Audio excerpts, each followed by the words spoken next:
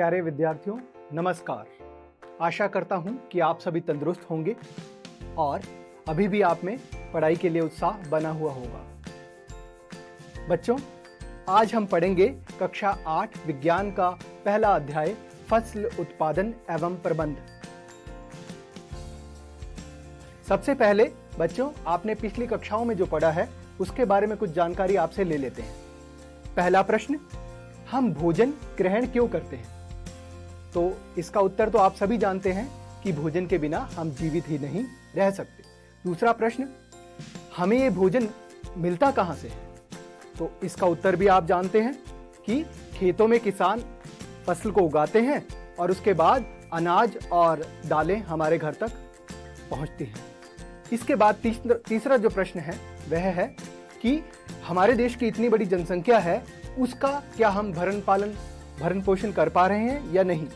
तो इसका उत्तर भी है कि हमारे देश की इतनी बड़ी जनसंख्या होने के बावजूद भी हमारा देश पूरी तरह से संपन्न है और हमारी पूरी देश की जनसंख्या को भोजन मिल पा रहा है। बच्चों, आज हम सीखेंगे कृषि पद्धतियां, फसल उत्पादन आधारित फसल पद्धतियां और भंडारण। बच्चों, सबसे पहले हम जानते हैं कि कृषि और फसल है क्या। तो सबसे पहले कृषि, एक जगह में पौधों की कुछ प्रजातियों को उगाना कृषि कहलाता है। बच्चों, आप सभी जानते ही हो कि फसल अनेक प्रकार की होती है, लेकिन मौसम के अनुसार यह दो प्रकार की होती है। सबसे पहले खरीफ की फसल, वह फसल जिसे वर्षा ऋतु में बोया जाता है उसे खरीफ की फसल कहा जाता है। इसका समय काल जून से सितंबर तक होता है। इसके कुछ उदाहरण हैं धान यानी कि चावल, मक्का, मूंगफली, कपास आदि। इसके पश्चात हम दूसरे प्रकार की फसल की बात करेंगे जो कि है रबी फसल।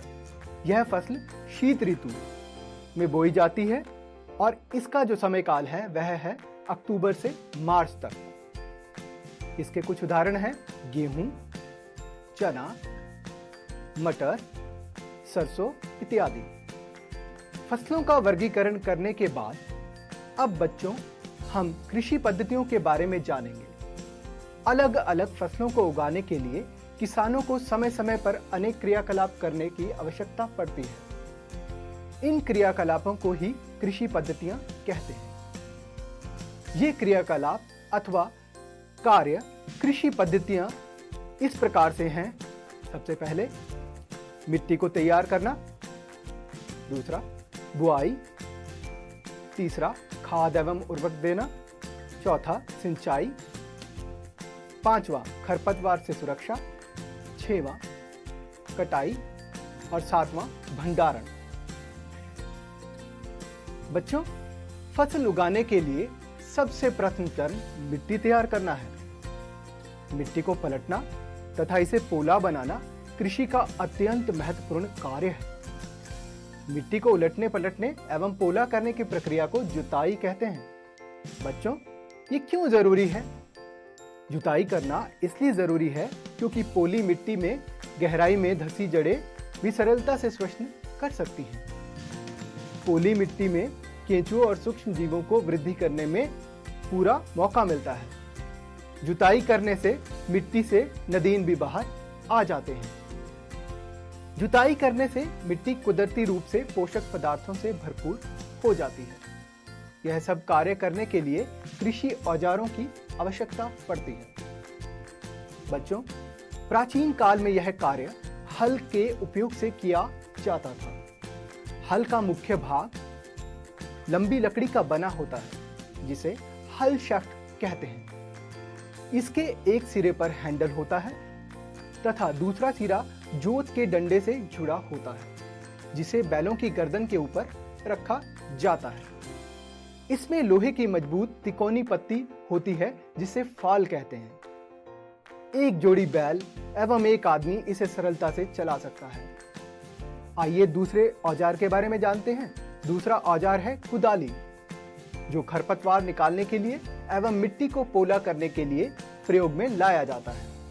इसमें लकड़ी अथवा लोहे की छड़ होती है जिसके एक सिरे पर लोहे की चौड़ी और मुड़ी प्लेट लगी होती है जो ब्लेड की तरह कार्य करती है। आजकल इस कार्य के लिए कल्टीवेटर का उपयोग किया जा रहा है। इससे श्रम एवं समय दोनों की बचत होती है।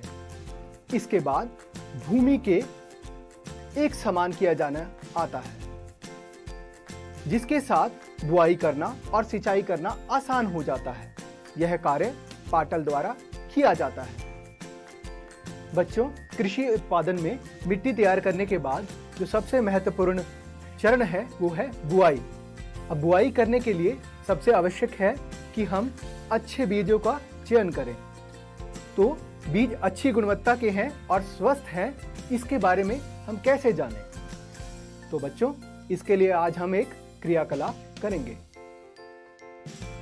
बच्चों, इसके लिए हम कुछ गेहूं के बीज लेंगे और उन्हें पानी से भरे एक बर्तन में डालकर देखेंगे। तो कुछ मिनट के बाद आप देख पाएंगे कि कुछ बीज जो हैं वो तैरने लगे हैं और कुछ बीज जो हैं वो डूब गए हैं। जो बीज तैर रहे हैं वो खोखले और हल्के हैं। तो इसका मतलब जो बाकी के बीज हैं जो नीचे बैठे हैं वो स्वस्थ और अच्छे हैं। तो आप इस प्रकार से क्रियाकलाप करके यह पहचान कर सकते हैं कि अच्छे और स्वस्थ बीज कौन से हैं। तो जो बीज पानी में डूब जाएंगे, नीचे बैठ जाएंगे, वह स्वस्थ होंगे, और जो बीज पानी में तैरने लगेंगे वो खराब और अस्वस्थ होंगे। बच्चों, अब हम देखते हैं कि बुआई किस प्रकार से की जाती है।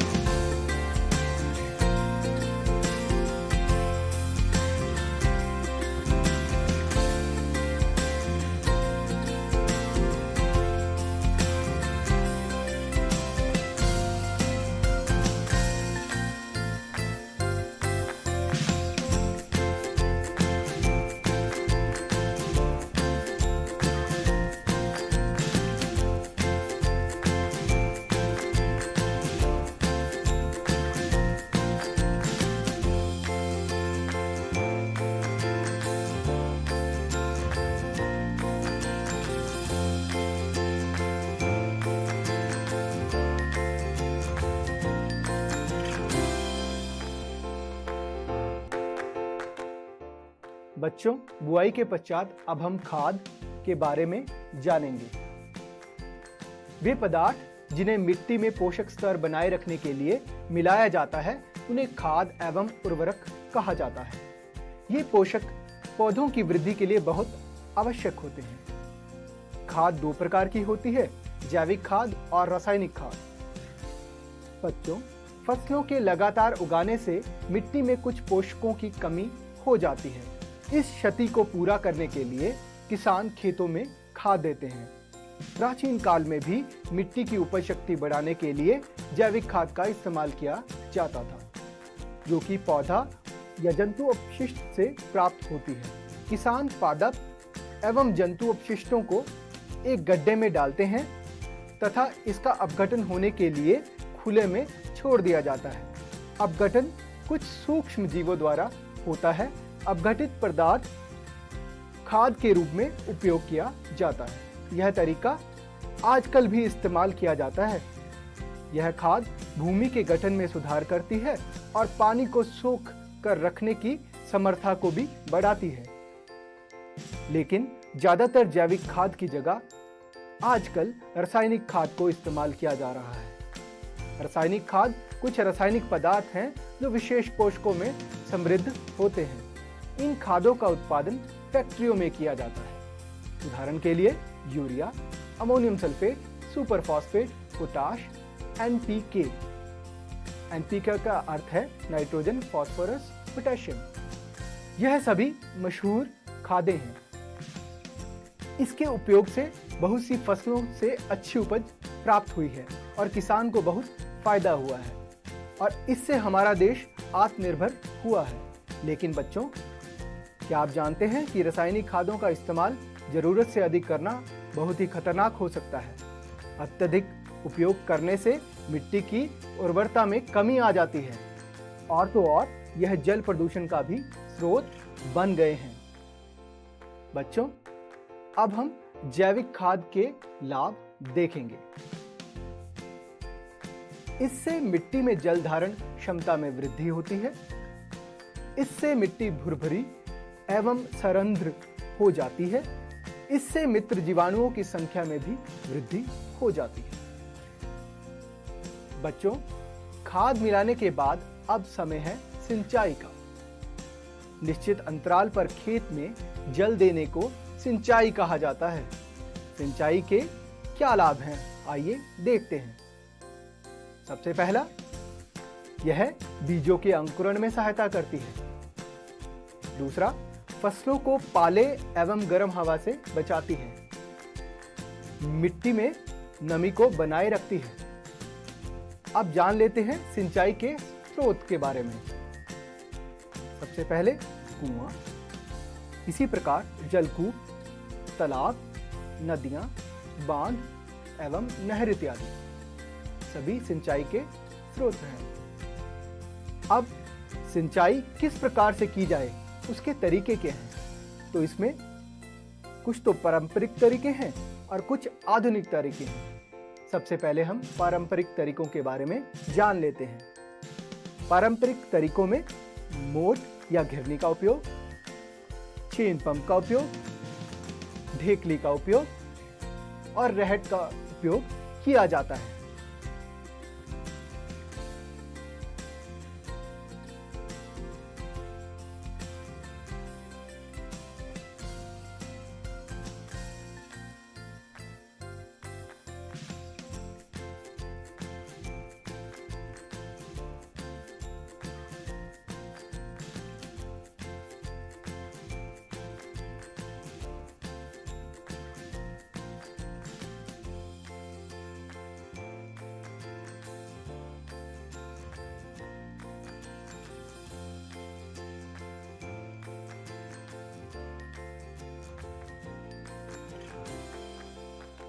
आजकल आधुनिक तरीकों का इस्तेमाल भी किसान कर रहे हैं, जैसे कि छिड़काव तंत्र,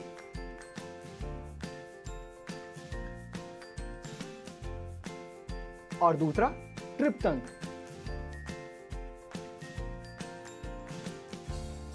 इससे पानी की बचत भी हो जाती है। बच्चों, सिंचाई करने के बाद खरपतवार से सुरक्षा बहुत जरूरी है।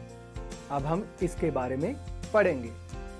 खेत में फसल के साथ कुछ अन्य पौधे भी उग जाते हैं। इन फालतू अवांछित पौधों को खरपतवार कहा जाता है। खरपतवार को हटाने एवं उनकी वृद्धि को नियंत्रित करने के लिए किसानों द्वारा विभिन्न तरीके अपनाए जाते हैं। फसल उगाने से पहले खेत जोतने से खरपतवार उखाड़ने एवं हटाने में सहायता मिलती है। इससे खरपतवार पौधे सूखकर मर जाते हैं और मिट्टी में मिल जाते हैं।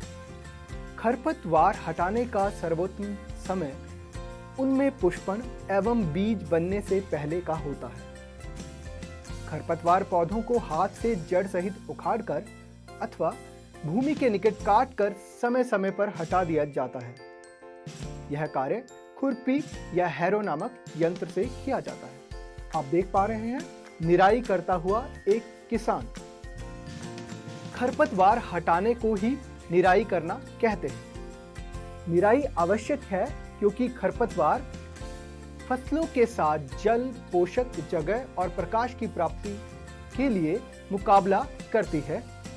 फसलों की कटाई के समय बाधा डालती है। कुछ खरपतवार मनुष्य एवं पशुओं के लिए विषैले भी होते हैं। खरपतवार हटाने के ढंग: हाथ से उखाड़ना, सीड ड्रिल की सहायता से इन्हें हटाना,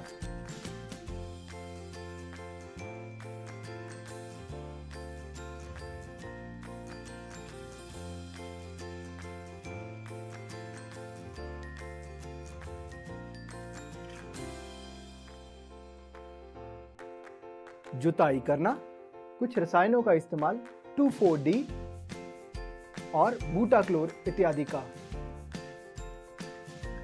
इसके पश्चात आती है कटाई।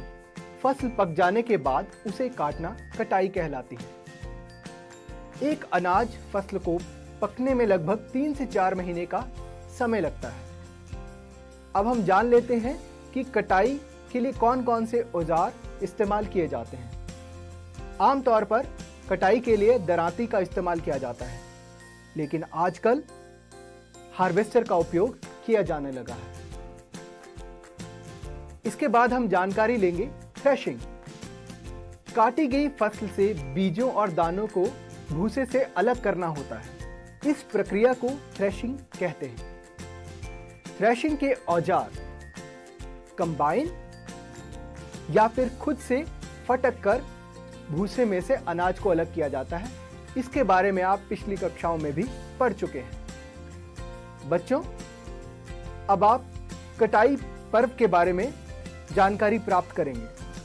वैसे तो आप पहले से ही कटाई पर्वों के बारे में जानते ही हैं, तो क्या आप बता सकते हो कि कटाई पर्व कौन कौन से हैं? हाँ, बिल्कुल सही। पंजाब में बैसाखी, तमिलनाडु में पोंगल, आसाम में बिहू और केरल में ओणम। फसल की कटाई के पश्चात जो अगला चरण है वह है फसल का भंडारण। कीट, चूहों एवं सूक्ष्म जीवों से सुरक्षित रखने के लिए फसलों का उचित भंडारण एक महत्वपूर्ण कार्य है। अब हम जानेंगे कि भंडारण के तरीके कौन कौन से हैं। यदि भंडारण छोटे पैमाने पर किया जाना हो तो यह घरों में किया जा सकता है, जैसा कि हम करते हैं। घरों में धातु के बड़े पात्र या जूट की बोरी में इसे भर के रख लेते हैं। परंतु यदि इसे बड़े पैमाने पर किया जाना हो तो इसे साइलों या भंडार गृहों में रखा जाता है। फसलों को खराब होने से बचाने के ढंग। तो बच्चों, घर पर हम आमतौर पर ऐसा करते भी हैं। अगर आपने फसल को भंडारित किया है तो आप उसमें नीम के सूखे पत्ते या सल्फात की गोलियां डालते हैं। तो बच्चों, आज जो हमने सीखा है उसकी दोहराई कर लेते हैं। मौसम के अनुसार फसलों को 2 वर्गों में बांटा जाता है, यह हमने सीखा है। और फसलें मौसम के अनुसार 2 प्रकार की होती हैं, खरीफ की फसल और रबी की फसल। इसी के साथ हमने कृषि औजारों के बारे में जानकारी प्राप्त की, जिनकी सहायता से फसलों से अच्छी उपज को प्राप्त कर सकते हैं। इसी के साथ साथ हमने बुआई का सबसे पहला चरण, जो कि बीजों का चयन है, उसके बारे में भी जानकारी ली और एक क्रियाकलाप किया कि किस प्रकार से हम जाने कि कौन से बीज स्वस्थ हैं। जैविक खाद रासायनिक खाद से ज़्यादा लाभदायक है, यह भी हमने जाना। निश्चित अंतराल पर खेत में जल देने को सिंचाई कहते हैं। अनाज का उचित भंडारण बहुत आवश्यक होता है, यह भी आज के वीडियो में हमने जानकारी। बच्चों, आज का पूरा वीडियो आपने देखा और बहुत सी जानकारी प्राप्त की। अब आपसे कुछ प्रश्न मैं पूछूंगा, आपने उनके उत्तर देने हैं। तो सबसे पहला प्रश्न, पौधों की एक प्रजाति को बड़े पैमाने पर उगाने को क्या कहते हैं? फसल, कृषि, खेत। तो इनमें से उत्तर है फसल। अच्छा बच्चों, अगला प्रश्न आप बताइए कि खरीफ की फसलें कौन कौन सी है?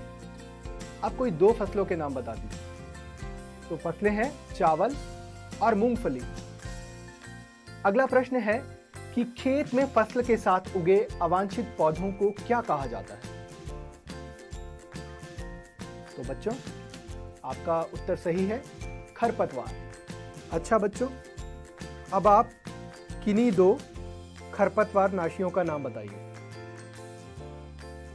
तो इसके उत्तर हैं, पहली खरपतवार नाशी 2,4-D और दूसरी खरपतवार नाशी बूटा क्लोर। अच्छा, अगला प्रश्न पूछते हैं, पानी में तैरने वाले बीज कैसे होंगे? बच्चों बताइए, अच्छे या खराब? तो पानी में तैरने वाले बीज खराब होंगे। अच्छा बच्चों, अगला प्रश्न है, मिट्टी को पोला करना क्यों जरूरी है और इस प्रक्रिया को क्या कहते हैं? तो बच्चों, इसका उत्तर है, मिट्टी को पोला करने से मिट्टी में जो जड़ें हैं उनको वो गहराई तक जो जड़ें जाती हैं वो आसानी से स्पष्ट कर सकती हैं और इस प्रक्रिया को जुताई कहते हैं। अच्छा बच्चों, अगला प्रश्न है, सिंचाई के कोई 2 लाभ बताइए। तो बच्चों, उत्तर है बीजों का अंकुरण करवाना और मिट्टी में नमी को बनाए रखना। अब बच्चों, अगला प्रश्न है, पंजाब में कटाई का कौन सा पर्व मनाया जाता है? तो उत्तर है बैसाखी।